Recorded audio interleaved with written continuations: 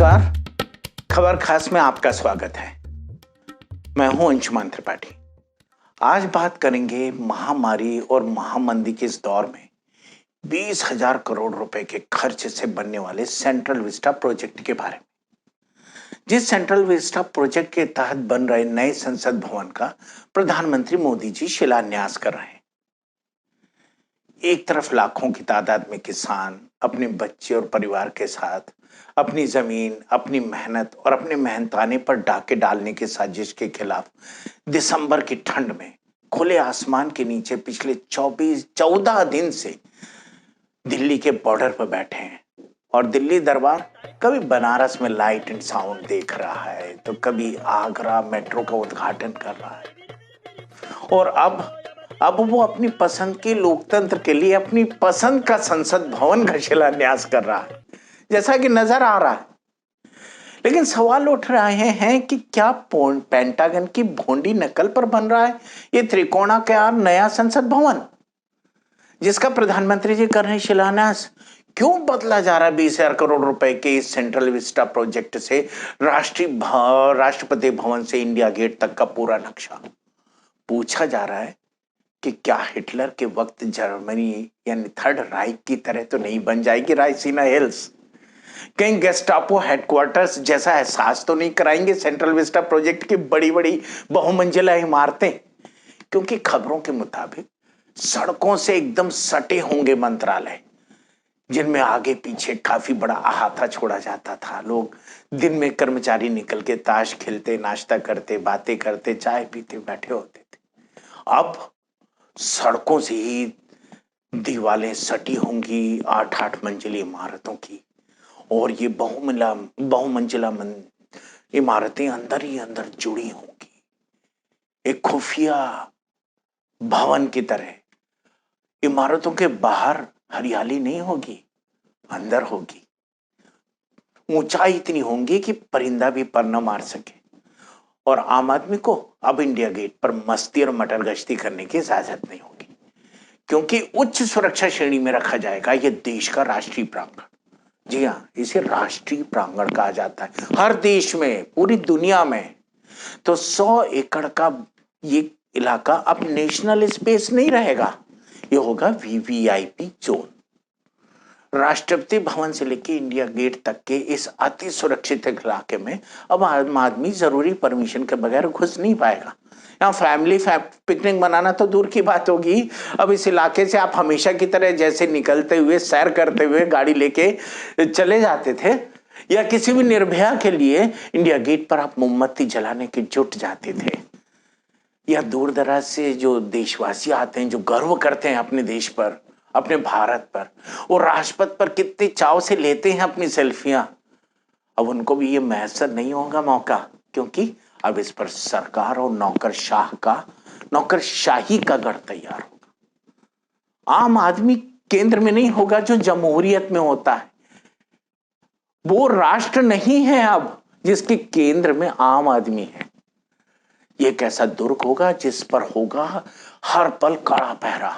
अब तो सरकार की हजरतें और करवट ले रही हैं साहब, लिहाजा 2.9 किलोमीटर के इस राष्ट्रीय प्रांगण को यमुना किनारे तक यानी 6 किलोमीटर तक भारत उद्यान तक बढ़ाने की योजना है। वहां मोदी जी इंडिया गेट से 3 गुना बड़ा स्मारक बनाना चाहते हैं। सरकार आर्किटेक्ट्स, टाउन प्लानर्स और डिजाइनर्स का एक कंपटीशन भी करवा रही है। उसका कहना है कि डिजाइन में नया इंडिया झलकना चाहिए। कैसा होगा नया इंडिया? दरअसल आप पूछेंगे कि आखिर अंशुमान जी आपको इन सारी चीजों से प्रॉब्लम क्या है? हर परिवर्तन, हर बदलाव, हर सुधार, हर रिफॉर्म से आपको तकलीफ है? जी नहीं, दरअसल मेरा कहना यह है कि हर देश की राजधानी में एक खास इलाका होता है जिसकी बनावट देखकर आप अंदाज लगा सकते हैं कि ये लोकतांत्रिक देश है या अधिनायकवादी देश है।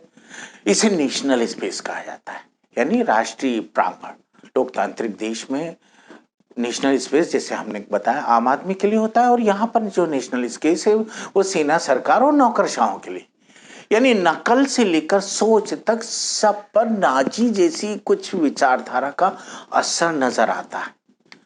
जबकि उदार होकर सोचा जाए तो अंग्रेजों को भी भारतीय संस्कृति को लेकर इस मौजूदा सरकार से ज्यादा तमीज थी। जो अपने को राष्ट्रवादी और सांस्कृतिक राष्ट्रवाद की बात करने वाली पार्टी से, उससे भी ज्यादा तमीज उन फिरंगों को थी, फिरंगियों की थी। क्योंकि संसद भवन का डिजाइन मुरैना के 64 योगिनी मंदिर की तर्ज पर कराया गया था, जो भारतीय शिल्पकला का अद्भुत नमूना माना जाता है। इसे कंतरों महादेव मंदिर भी कहते हैं। इसकी चक्राकार दीवारें और बीच में खिला हुआ मंडप, जबकि नया त्रिकोणाकार डिजाइन की प्रेरणा अगर पेंटागन से नहीं ली गई है, भगवान न करे, तो ये जरूर ब्रिटिश वास्तुकार हर्बर्ट बेकर की 3 खंडों वाली डिजाइन की नकल है, जिसका उस समय लुटियंस ने विरोध किया था और बेकर को अपना आइडिया वापस लेना पड़ा, डिजाइन बदलना पड़ा। लुटियंस की डिजाइन देखें तो राष्ट्रपति के भवन के निर्माण में सांची के स्तूप की झलक दिखती। नॉर्थ ब्लॉक और साउथ ब्लॉक में राजपूत वास्तुकला, शिल्पकला और मुगल आर्किटेक्चर की पहचान के तौर पर बड़े बड़े हाथी और छतरियां नजर आती। आखिर जो इमारतें हमारे आजादी के लड़ाई और जमहूरियत की बुनियाद पर बने हैं, उन्हें सिर्फ फिरंगी पहचान बनाकर तोड़ देना कहां तक जायज है? अरे ये किस तरीके का नव निर्माण है जो विध्वंस के बुनियाद पर खड़ा हो रहा है देश के, चाहे वो संस्कृति हो, चाहे लोकतंत्र हो, चाहे हमारी परंपरा और विरासत हो, चाहे वो तथाकथित हिंदू संस्कृति हो जिसके लिए हिंदुत्व शब्द गढ़ा है एक राजनीतिक युद्ध के लिए उदारवादी संस्कृति के खिलाफ। जब हम कमला हैरिस और तुलसी गबार्ड की बात करते हैं और उनकी अमेरिकी राजनीति में जो उनको जगह मिली, उसे देख के हम गर्व से सीना फुला लेते हैं। उस वक्त हमारी गुलाम मानसिकता होती। हमारा प्रधानमंत्री टहलते घूमते अपना जहाज घुमा देता है पाकिस्तान में बिरयानी खाने जाने के लिए। दरअसल गलत नहीं करते प्रधानमंत्री, दुनिया एक दूसरे से गुथ चुकी है। बात सिर्फ इतनी सी नहीं है, बात है कि आजादी की लड़ाई के वक्त अंग्रेजों के साथ खड़े रहने वाली विचारधारा की पार्टी स्वतंत्रता और लोकतंत्र के प्रतीकों को गिराकर आवाम के दिमाग में हिंदू, हिंदी, हिंदुस्तान की सोच भर देना चाहती है। और ये निर्माण एक पंथ निरपेक्ष लोकतंत्र पर इस विचारधारी की विजय का प्रतीक है। बुरा मत मानिएगा भाषा के लिए, लेकिन सच्चाई यही है। वजह यही है कि अर्थव्यवस्था में -24% की गिरावट, कोरोना मंदी जैसे बड़े संकटों से जूझ रहे देश का जननायक सिर्फ अपनी सनक के लिए 22,000 करोड़ रुपए खर्च नहीं कर रहा है, क्योंकि अपनी याद से जुड़ी इमारतें, मीनारें, अजायब घर तैयार कराना किसी भी तानाशाह का सपना होता है।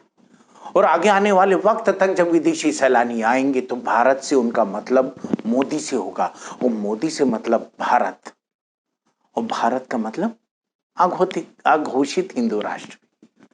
लेकिन जब केंद्र सरकार पर अंग्रेजों के पिट्ठू रहे संगठन की पार्टी काबिज हो, तो उनसे हिंदू धर्म, कला, शिल्प, स्थापत्य और संस्कृति की समझ की उम्मीद करना, बहुत ज्यादा उम्मीद करना ठीक भी नहीं है।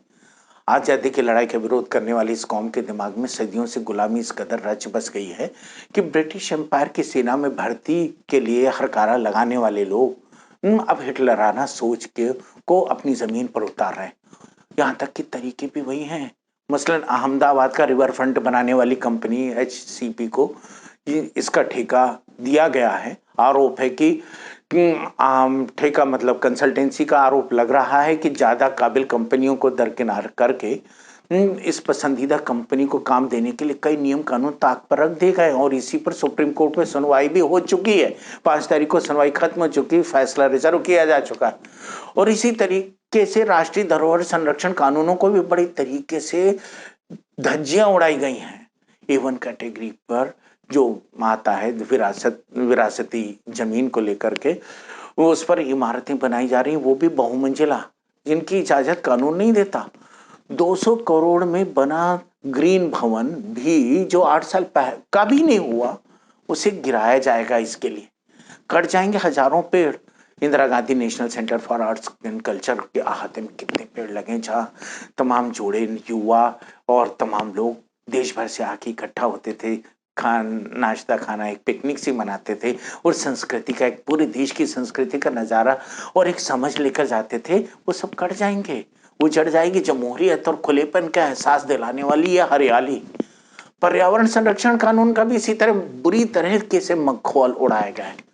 अपने ही देश के नियम कानून और संवैधानिक संस्थाओं का मखौल उड़ाने वाली शायद ये पहली सरकार है मोदी सरकार। आपके एकदम सामने इसकी मिसाल सुप्रीम कोर्ट ने केंद्र सरकार को फटकार लगाते हुए कहा कि जब इस मामले की सुनवाई अदालत में जारी है तो आप किसी तरह की तोड़फोड़ या निर्माण कार्य नहीं कर सकते। लेकिन ये वीडियो देखिए, आपको दिखाते हैं 4 नवंबर का, जो आज तक के पत्रकार शम्स ताहिर खान ने ट्विटर पर शेयर किया। देखिए रात के अंधेरे में किस तरह चोरी छिपे सुप्रीम कोर्ट की नाक के ठीक नीचे रायसीना हिल्स पर खुदाई का काम चल रहा और धूल उड़ रही है। बड़ी बड़ी टीन लगा करके छिपाया जा रहा है। किससे? जबकि इसके अगले दिन ही सुप्रीम कोर्ट ने प्रोजेक्ट के निर्माण को लेकर कानूनों के उल्लंघन को पर दायर याचिकाओं पर सुनवाई पूरी कर ली थी और फैसला रिजर्व कर लिया था। जाहिर है कि देश की सबसे बड़ी अदालत को अंधेरे में रखकर मनमौजी सरकार अपनी हरकत से बाज नहीं आ रही और ये सोच सेंट्रल विस्टा की डिजाइन से लेके उसके अमल पर भी साफ नजर आती। मोदी सरकार नए संसद भवन को 2022 तक पूरा कर लेना चाहती है। वो ये दिखाना चाहती है कि सरकार श्रम अनुशासन और सख्त प्रशासन में यकीन करती है। 20,000 करोड़ का के इस प्रोजेक्ट में प्रधानमंत्री और उपराष्ट्रपति का भी आलीशान नया आवास बनवाया जाएगा। कहीं हमारे इंटरनेशनल फकीर 2024 में भी इस पर्णकुटी में रहने की योजना तो नहीं बना रहे हैं? अगर ऐसा है तो हमारे अमित शाह साहब का क्या होगा, जो अभी से खुद को हाफ प्राइम मिनिस्टर मान बैठे हैं। खैर, सरकार को इस बात से कोई बहुत मतलब नहीं है कि कोरोना मंदी, नोटबंदी और जीएसटी की मार झेल रही जनता एक एक पैसे के लिए तबाह है और केंद्र सरकार से राहत का मुंह जो हो रही है। और हाँ, इंटरनेशनल फकीर वो राहत घूम फिर के कॉर्पोरेट को ही दे रहे हैं। खैर, गरीबों की मुट्ठी में चंद सिक्के अगर रख देते तो मौत की तरह सर्द इस माली मौसम में कुछ गर्मी पैदा हो जाती। लेकिन व्यापारी सरकार एक टका भी बिना फायदे की किसी को देने को नहीं तैयार। यह अधिनायकवाद के अमर होने की आकांक्षा है की तरह है ये प्रोजेक्ट, जिसमें ईंट गारा पत्थर जोड़कर ऊंची ऊंची इमारतें खड़ी करता है। कोई तानाशाह और सत्ता के खुफिया गलियारे बनवाता है। वहां उसकी गतिविधियों को फौलादी पर्दे से ढका जा सके। बहरहाल सुप्रीम कोर्ट ने सरकार से कहा है कि सुप्रीम कोर्ट से सरकार ने कहा है कि मंत्रालयों की इमारत का किराया बचाने के लिए नई बड़ी इमारतें खड़ी की जा रही। दरअसल अधिनायकवाद हमेशा नागरिकों के कर्तव्य, सैन्य अनुशासन, देश प्रेम, जवान, सेना, संस्कृति, धर्म, परंपरा और नस्ल पर आधारित राष्ट्रवाद पर जोर देते हैं। ऐसे में सरकार की किसी भी फिजूल खर्ची, जनवर विरोधी गतिविधि पर सवाल उठाना राष्ट्र निर्माण में बाधा खड़ी करने की तरह है। देशद्रोही कहलाना, देशद्रोही, अर्बन नक्सल, आतंकवादी, टुकड़े टुकड़े गैंग के मेंबर होने के बराबर माना जाता है इस तरीके के सवाल उठाना। खैर, इस जोखिम को उठाना ही पड़ेगा। सच्चाई ये है कि देश की पहचान को बदलने की इस कोशिश पर रोक के लिए अब हमारे पास सिर्फ न्यायपालिका से उम्मीद बची है। आज इतना ही, फिर मिलते हैं खबर खास में किसी खास खबर के साथ। तब तक के लिए दीजिए अंशुमन त्रिपाठी को इजाजत। नमस्कार।